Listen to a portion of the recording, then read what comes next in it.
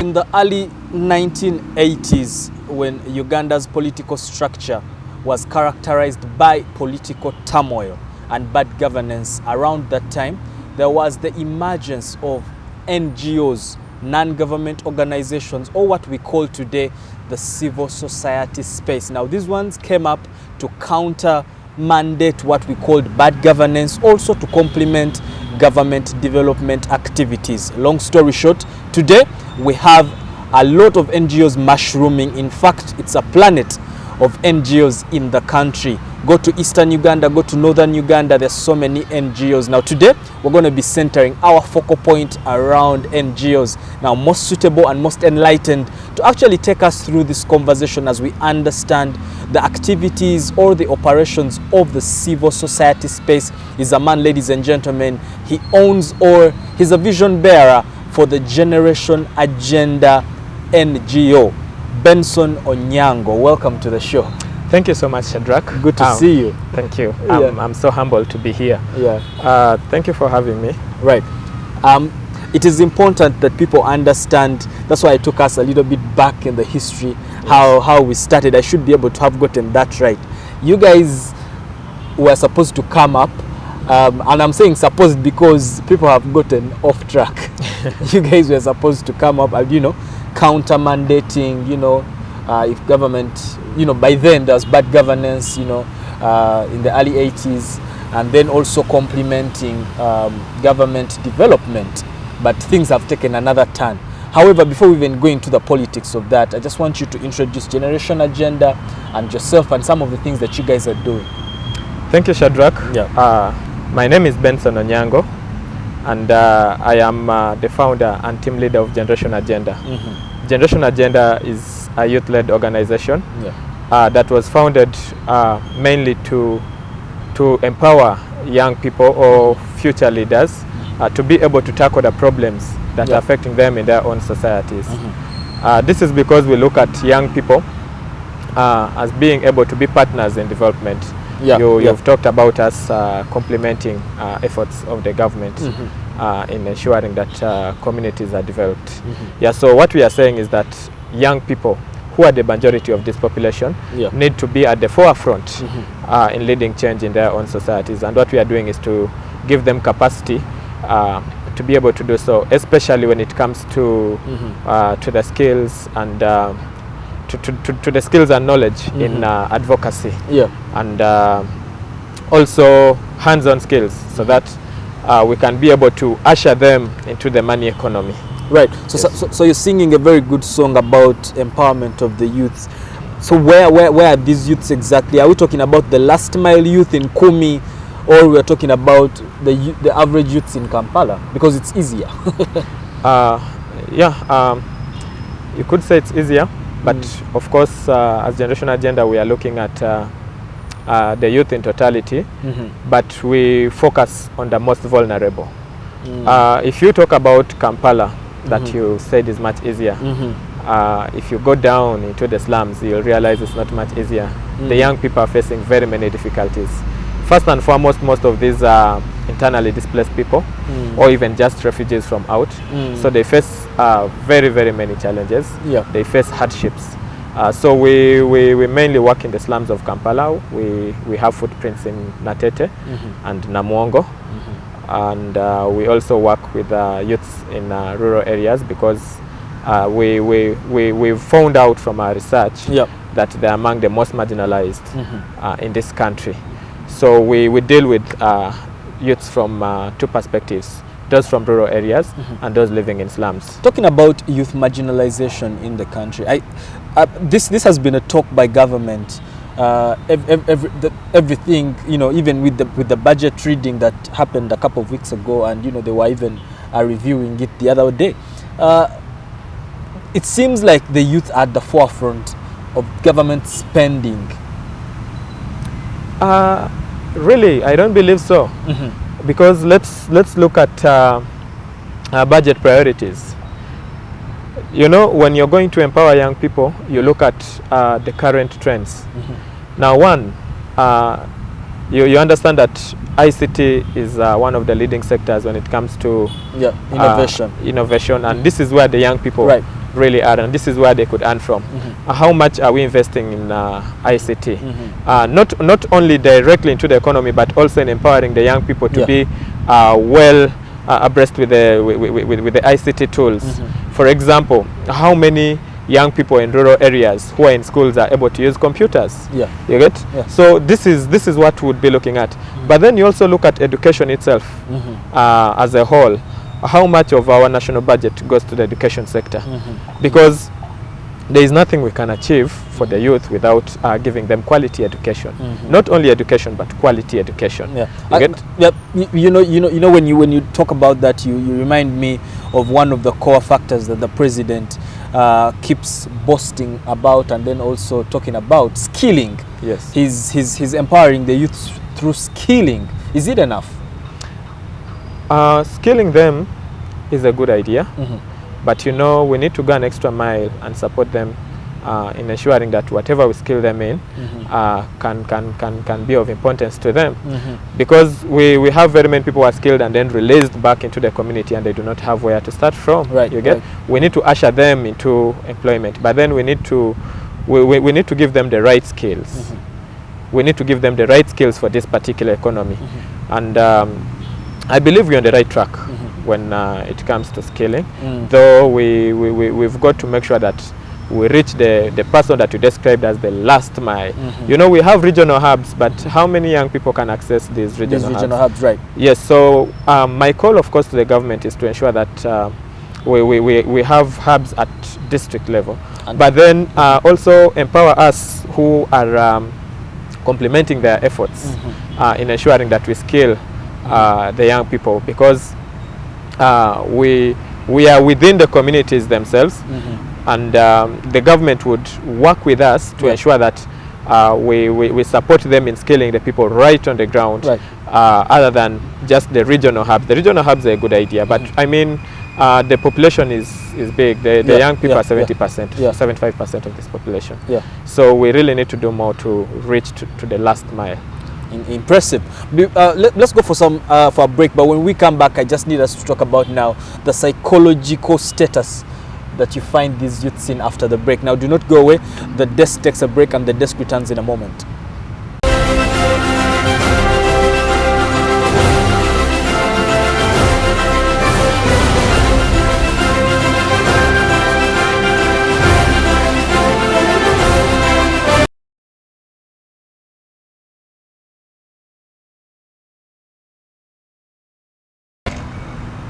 All right, welcome back. Now you are still on this very amazing episode of The Desk, and remember, we are broadcasting here at our home at Nile Avenue at Nakasero Hill. I'm talking UBC headquarters, but guess what? You are live on U24 television. My name is Shadrach Shagaf Kisame. Now today we're having an interesting topic at hand. We're understanding in depth civil society space, the operations down in there, what is going right, what can go right, is there light at the end of the tunnel? Benson Onyango is a driver today, and he's helping us navigate. But connect with us on our social media platforms, Facebook, Instagram and Twitter. Do that for Shadrach Kisame everywhere, even on TikTok. And also these episodes are live on YouTube. So just type in Shadrach Kisame and you'll definitely be able to find us right there. Now, Benson, before we went for a break, we were trying to, understand some of the things you're doing. But I want to understand the psychological state that you find these youths that are in slums in. Just paint for us a picture of how these guys are living exactly, because someone might watch at the comfort of their home in Naguru or in Entebbe, and they don't know what we are talking about. Yes, it's very interesting what you're asking. Last year, we were engaged in youth-led research in partnership with Resource Development under a project called Africa Youth Partnership. And we're trying to assess the situation of the young people, especially after the COVID-19 pandemic. And we realized that the pandemic did not leave us the same. Yes, the pandemic seems to be behind us, but the effects are far-reaching, they're far-stretching. I'm very sure it will take us another 5-7 years to make sure that we address only the effects of the pandemic. And if you look at slums, ideally you realize that slums are dens of, let's say, violence, crime. And for the young people, what does it mean? They wake up and all they're seeing is violence around them, whether domestic violence or just open violence in their communities. So it is a daily thing. But then you see, with the pandemic, they were now confined in their homes with the people that are real perpetrators of this violence. And if you go deep and talk to these young people, they'll tell you they were sexually molested, they were physically tortured, and in the end there are far more reaching mental implications on them. You get? And especially after the pandemic, when we talk to these young people, they told us that it is worse than where they were before. The suicide cases are rising. More young people are unable to attend school because of the effects of the pandemic. Mentally they were affected. They were crippled. And the mere fact that the economy was affected money-wise, the families, the family incomes went down. And in slums, the young people are also the breadwinners for their families. How are they breadwinning? Theft? That is very interesting. It is true. Many of them survive from theft, crime. But also it is true that in slums, these young people work. They do the hard work. That is why you will find very many garages in slums. You will find very many metal workshops in slums. You will find very many scrap dealers in slums. You will find the people who are collecting the plastic bottles in slums. That is how they breadwin. You get? And of course, with the pandemic coming in, many of them lost their jobs, and they were definitely pushed to the situation of depression. So if I am to describe the mental status of the young people in slums, I'll tell you it is appalling. And I'll tell you it's not different from those who are living in rural areas. because trust me, this is where 13-year-olds were being married away because families could not afford meals. And what happens to these young girls who are being married away at 13? This is where you find perpetuated domestic violence, sexual violence in homes. And I'd like to tell you that the situation in slums and rural areas are not very different from it's quite similar. But for how long are we going to sing this song, Benson? How long are we going to sing this song? It's now up to us. Usually I tell my fellow young people that we've got to wake up, we've got to rise up and come to the table of decision making. Yes, it is true that our decision makers, our policy makers have to also give us a seat on the table. They've got to allow us to be part of the decision making, and not only listen to us but allow us to be part of the implementation. Young people have got to be partners when it comes to decision making and also the implementation of some of these projects. And not only end there, we are supposed to lead in the process itself. But you know, I have an issue with us, the young people, and I keep telling my fellow youth, we are crying and lamenting and begging for a seat at the table. But are we ready? Have we, you know, the aspect of mastery, have we mastered our craft well enough? Because when you look at, you know, where the country is right now, we don't need learners in these agencies. We need people that have mastered their craft, and the element of mastery for me is key. Yes, well, Shadrach, why are we not ready?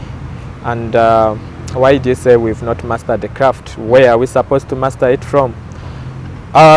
You know, from the time that we're in primary school, we're told that we are the leaders of tomorrow.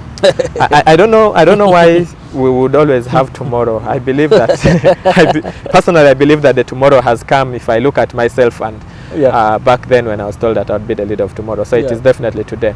But if at all I am not ready, who should I really blame? Why is it that people have mastered the craft and they cannot pass on the knowledge and the skills to other people? The aspect of mentorship, youths these days, we know Benson, you have to agree with me, we are in a microwave generation. Yes. People want to drive a Mercedes-Benz in 2 minutes. They want to be in a Range Rover as soon as yesterday. you know, we do not take time to be mentored? I believe that our leaders, our policymakers, our decision makers have got to open the doors for us. Trust me, the young people are knocking. They are knocking the door, but as you've said, that the country does not need learners. That is what those that are in positions of privilege will keep saying, because they want to hold on to the positions. I believe that it is about saying, come on, I've got to teach you. You're going to learn. You're going to master what I've mastered. Do we want it enough, Benson? Yes, we do. We do. Trust me, we do. But we do not have we are not given a seat on the table. Yeah, and as young people, we've been trying to advocate for this. We are trying so hard, and we are asking our leaders, do not be afraid to give us a seat on the table. It is, you know, the problem is that some people are afraid that we will take up their spaces. But I mean, it is posterity. You've got, in the end, you've got to make sure that you leave Uganda a better place. It cannot die with you. Yeah, and you know, the people watching us probably think we're talking about just politics. Yes. It's different. It's private sector, you know. It's civil society space, you know. It goes as far as, you know, just even SMEs. You know, Shadrach, one thing with us at Generation Agenda, we focused on empowering the rising leaders, because if you look at me, Shadrach, by the time I and my colleagues had the vision of Generation Agenda. Of course, we knew that we would not be young people forever, but we would need a continuation of young change makers. And what we are doing is that we identify young people with potential and mentor them into leadership. We teach them what we know, and we also expose them to opportunities. And that is what everyone else is supposed to do in the civil society, in the private sector, in government. We believe that it is about posterity. Right. Before we go for a quick break, I want to understand, how expensive is this empowerment? Empowerment is very expensive, but in the end it is worth it. You know, teaching someone could be expensive, but you know, it is more expensive to leave them ignorant, because tomorrow you'll have a crumbling economy. Tomorrow you'll have a society that is lawless. So it's better you incur the cost. Yes, it's very expensive to get a young person, and you're teaching them about leadership, advocacy. But you know, in the end, you have an active citizen in the community. You have someone who you'll not have to push around to do something. You will have an economy that is working for itself. You will have responsible citizens. Yes, it's expensive but worth it. Expensive but worth it. Benson Onyango, you can never push this man to the corner. You can never push him to the wall. You know, he says the youths are ready, but no one is calling them to the table. Let's go for some breather. But when we return, we shall be winding up tonight's discussion. It's powerful, it's insightful, and it's education. Do not go where I'm coming back.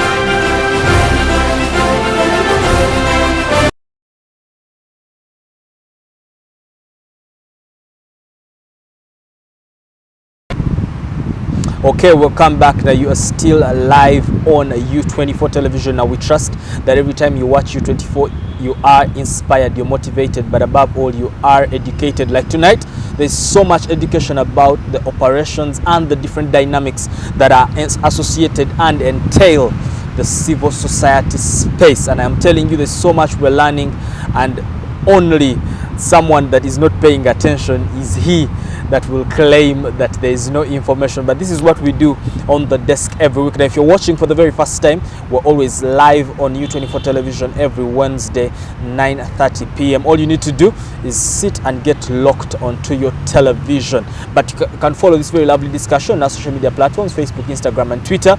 Do that for Shadrach Kisame. If you not like my Facebook page, you have a couple of seconds to like my page right now. But with me on set is Benson Onyango, the man that is behind Generation Agenda. And I'm telling you, these youths are very passionate, and they think they are ready to take on the driver's seat. Our time is really fast spent, but I want to find out the impact. Yes, you've been doing all these things, but how impactful has this been? If you look at our journey right from 2019, Of course, we tasked ourselves to empower young people with vocational skills. And I'd like to tell you that so far we've skilled over 300 young people with vocational skills. Nice. We are looking at skills in making shoes. We call it shoes and bags. We call it leather designing in our language. We've been training young people when it comes to automotive mechanic, right. And other livelihood skills such as soap making, briquettes, making petroleum jelly and so on. And it has not only stopped with the young people, we've also been empowering women, especially those in rural areas, because we believe that when we empower them, they'll be able to take the young ones to school, and that is still youth empowerment. Another field that we've been in is sexual reproductive health and rights. We've been training young people in sexual reproductive health and rights, menstrual management. We've been able to train over 500 girls in making reusable sanitary pads, especially those in rural areas who cannot afford the disposable pads. So we make sure that we give them a solution that is sustainable for them. And another field that we've newly ventured into is advocacy. Of course, as an organization, we are now advocating for the young people to be engaged in meaningful participation when it comes to decision making in governance of their own communities and the nation as a whole. And we're also training young leaders in these same skills of community mobilization and advocacy, because we believe that we need a bigger network of young people who are convening voices of the young people, and of course calling upon the decision makers to act upon them. Right, before we even get to decision makers with this amount of work that Generation Agenda is doing, do you guys need partners? Someone could be watching and probably they don't have say $10,000, but they have something little. What's the arrangement? Yes, definitely we need partners. We need to stay together, and you know, diversity is strength. You know, we can always share information. We can always share resources. Of course, it's not just about money. We can always implement projects together. Definitely, yes, we need partners. We need to partner with other like-minded young people, other organizations, and government entities as well, because in the end we are complementing the government. Are the youths appreciating this? Definitely, the youths are appreciating. If you go on the ground, the young people will tell you they've gained a lot from this, and we have young people who have started their own initiatives from our from the empowerment that we've given them. Yes. Do they think they need this? Yes, they definitely need it. And before we go to the ground, of course, we do our research. Yes, we are very pragmatic. We do the research, and we know the needs of the young people before we can come in with any solution or with any intervention. Yeah. So let's talk way forward.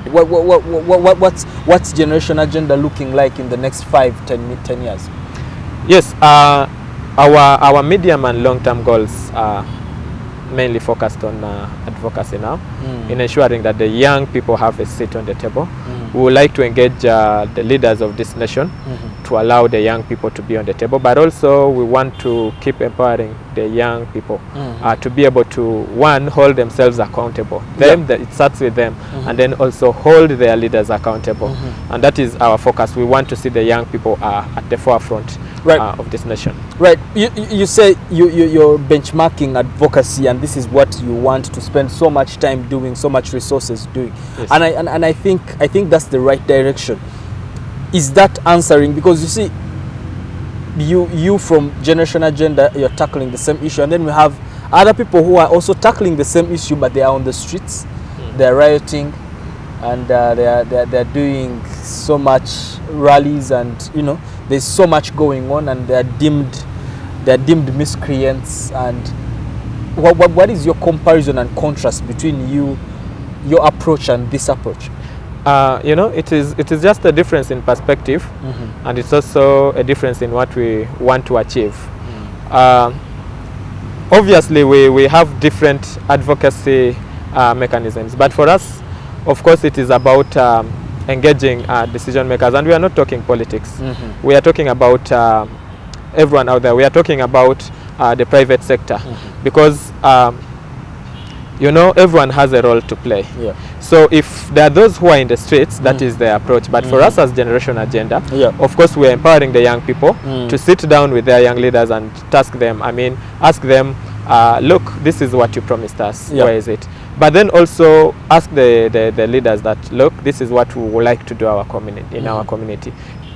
Should we be part of it? Because we must be part of it. Right. If we are the beneficiaries, you know, there is nothing for us without us. So there cannot be nothing for the young people without them. So it is about getting the leaders or decision makers and talking to them. Look, this is what we want to achieve for our community. We would like to take the lead. We would like to be partners. And that is the advocacy that we are talking about. Right. Yes. You know, our time is really fast spent. We can never exhaust all these on the 30 minutes of the desk, but these are the two final questions, and under 30 seconds, you know, just in a nutshell. Yes. If you met the president of Uganda right now, like you're sitting with me, what would you tell him? Yes, I would like to talk for the young people, and one thing I would have asked the president is to focus on youth empowerment. We are talking about prioritizing the budget towards ICT, education, and improving the infrastructure of this country, so that even the young person who is in the rural area doing agriculture can be able to access markets. Right. So let's imagine you were him, the president. What would you do first? Let's say you were president for 24 hours. For 24 hours, improve the ICT infrastructure in schools. How would you do that in 24 hours? Of course, definitely it wouldn't be 24 hours. Of course, it is about just making the decision and signing the document. And signing that's it. Yes. And that's all you need. Yes. That's all you need. Thank you so much, Benson. Thank you so much, Shadrach. I'm very glad to have been here. Yeah. I would like to call upon the young people out there to come to the table. I mean, demand for your stake on the table. Do not wait to be invited. Please invite yourself to the table. Impressive. Do not wait to be invited.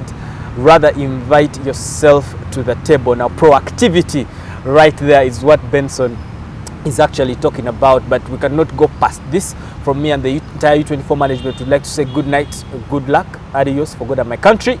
May the good Lord bless this beautiful Uganda. Now, until next week, same place, same time, and of course, same host, good night.